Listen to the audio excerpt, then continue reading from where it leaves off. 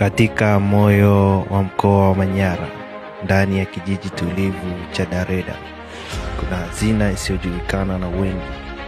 Mahali ambapo vijana wanajitolea huamka kila siku wakiwa na ndoto moja: kuhudumia maisha ya watu.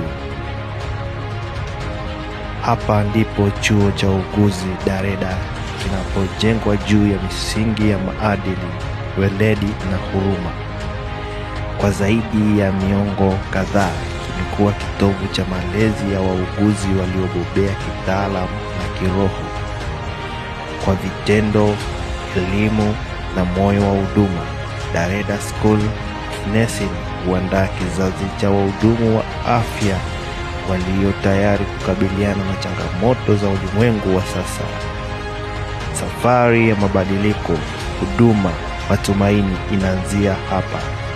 Karibu Dareda, chuo kinacholea viongozi wa kesho katika sekta ya afya. Kwa majina naitwa Michael Petro, mwanafunzi wa chuo cha uuguzi na ukunga Dareda. Niko mwaka wa 3. Ni chuo bora kabisa na ina vifaa bora. Kwa mfano kama hapa tuko skill lab tukijifunza kwa vitendo kama anatomy ya moyo kwa ambao wana uhitaji wa kuja kusoma uuguzi na ukunga. Dirisha la usajili kwa wazi kabisa. Tunawakaribisha, ni chuo bora yenye ufanisi wa hali ya juu. Karibuni sana, tunawakaribisha Dareda. Karibuni sana.